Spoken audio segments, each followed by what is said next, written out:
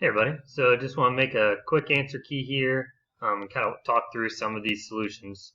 So on this first one, is the following function invertible? So what are we checking for here? So what we're checking for is if I switch the domain and range, will the new function still be a function? Will follow my function rules. Remember, my function rules are for each input, there's only one output that's possible for that. Okay, so we can see this is a function 1, 6, 12, 24. They'll have, there's only one input, no inputs repeat or anything like that, and the outputs are all different, which is fine too. Okay, so what would happen if I switch these? If I made the input the output and the output the input? Well, we'd still be good, right? None of these numbers are repeating. So 1, 5, 9, 16, when those became my input values, I'd still be good to go. There would be no repeating inputs, and so yes, this function is invertible. Okay? Alright, the next one. So is the next function invertible?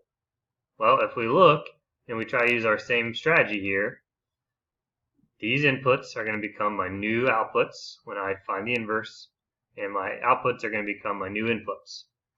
Well, what's going to happen here? Well, these double arrows tell me that when 40 becomes an input in the inverse function, it's going to be relating back to two different values, 1/2 and 1. So when we switch the input and the output here, we will not have a function, which means that this function is not invertible. Okay. The next one. If I found the inverse of the function, would it also be a function? So what's my strategy here? My strategy here is to do the horizontal line test, and we can see that this graph is going to pass the horizontal line test. It looks in here like it could have been fishy for a second, but if this is just our normal execute function, then we should be good to go. So if I found the inverse, this would still be a function. This is invertible, so the answer there is yes. The next one, though, this fails the horizontal line test all over the place, so this is not invertible, so the inverse is not a function. All right, so the next one says find an equation for the inverse. Okay, so what's my strategy? My strategy is to do a little, what's it called? Variable interchange. So we're starting with y equals 3x plus 4 all over 5. So if you remember from the video or from the notes, we want to switch the x and the y. So x equals 3y plus 4 all over 5. And now I just have to solve for y. So I'm going to multiply both sides by 5. So 5x equals 3y plus 4. And then I'll subtract 4. 5x minus 4 equals 3y. And divide by 3. So we get y equals 5x minus 4 all over 3. Okay? So this equation is F inverse. Oops. Okay, so 5x minus 4 all over 3. If you submitted that and it got marked as wrong, don't worry, I'll go back and look at everybody's solution. So as long as you had it correct, if the notation was a little goofy, that's okay. All right, the next one says, are the two black graphs inverses of each other? Well, what they're testing for here is, in the notes we said, inverse functions are reflected or symmetrical over this line y equals x. So this dotted line in here, is this the line of reflection for these two black curves? And the answer here is no.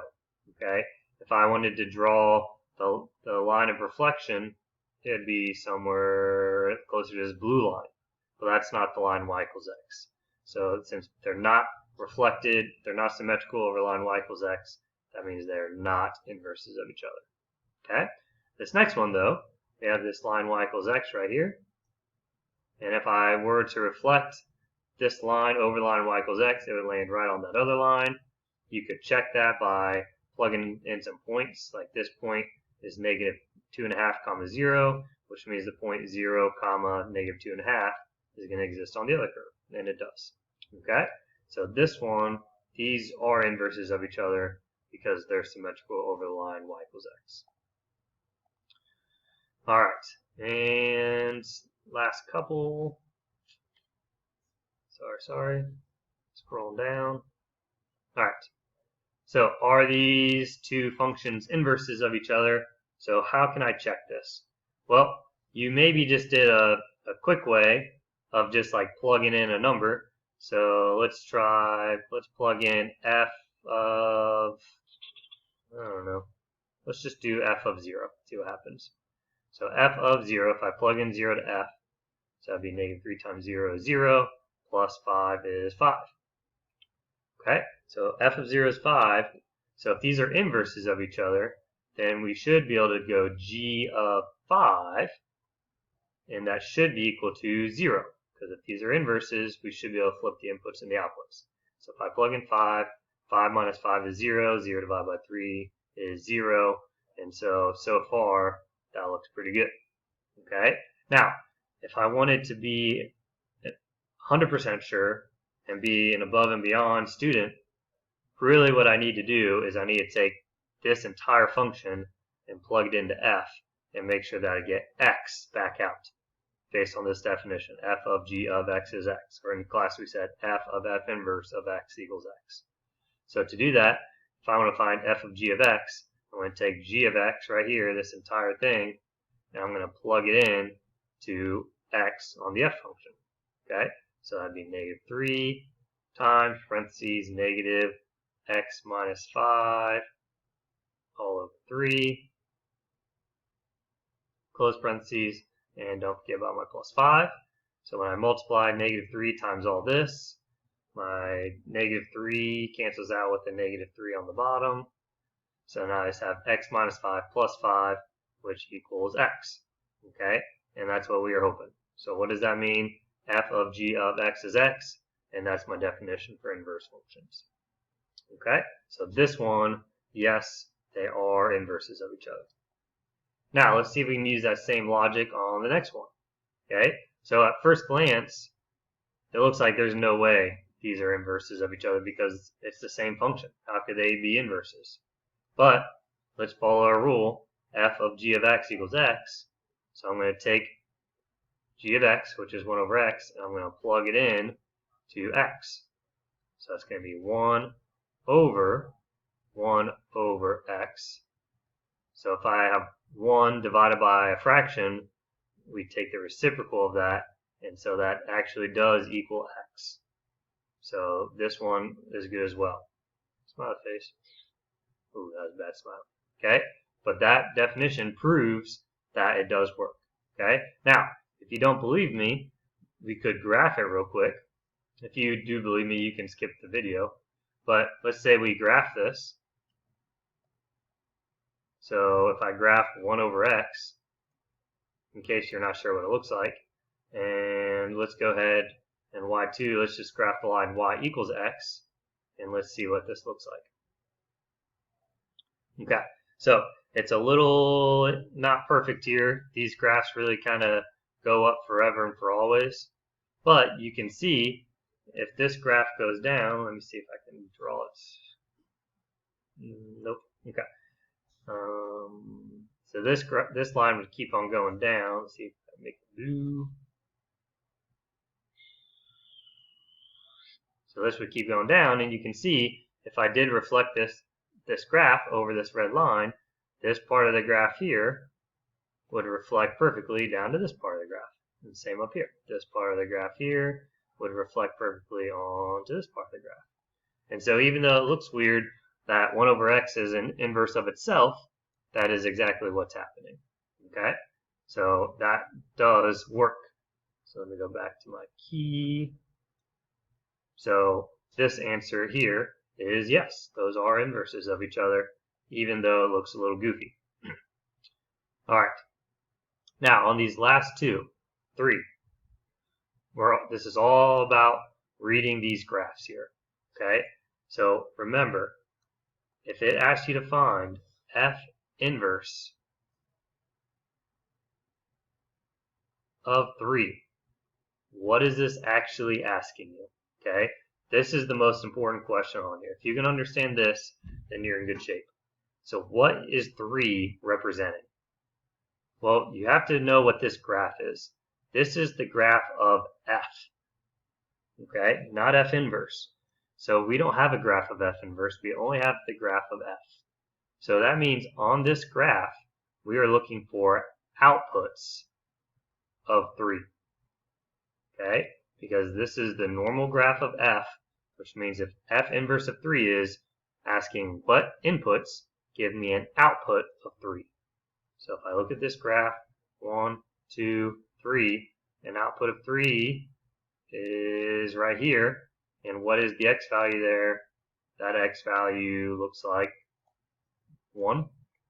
Make sure I'm counting there correctly. Looks like 1 to me. Oops, but I read the prop wrong because it says -3. Oops. Alright, try again, Courage. All my logic was good, but I just read it wrong. So f inverse of -3. So I'm looking for an output of -3, which is down here. And what is this input value? That input value is 4. So f inverse of -3 is 4. So that's saying on my f graph, if I plug in 4, I'm going to get -3 out on the f graph. Okay? So if you are struggling with that, maybe pause the video, see if you can do this next one.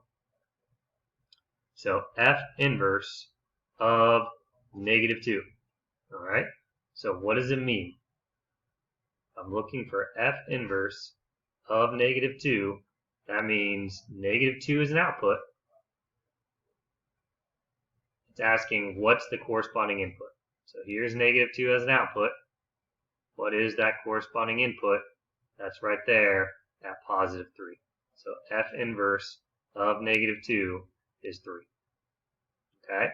That's the same as saying that on the f graph, the point 3, -2 exists. That's what that's saying. Okay? And the last one, f inverse of 0.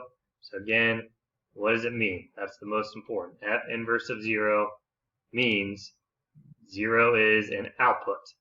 I'm looking for the input that corresponds with that. So where on this graph do I have an output of 0?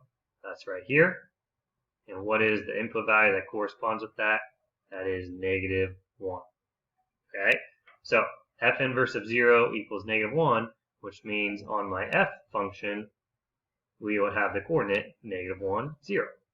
And if I switch the inputs and the output, then I would have f inverse of 0 equals -1. Alright? So hopefully that made some sense. If you're struggling, you have to let me know. Okay? If you put a bunch of wrong answers down and you just didn't know what was going on, then you have to make sure you reach out to me and get some extra help. Okay? I'm here to help you, but I can only help you if you let me know when you need help. So good luck, and hopefully some of you will be reaching out. We can have a little study party or something like that. So have a great rest of your day, everybody.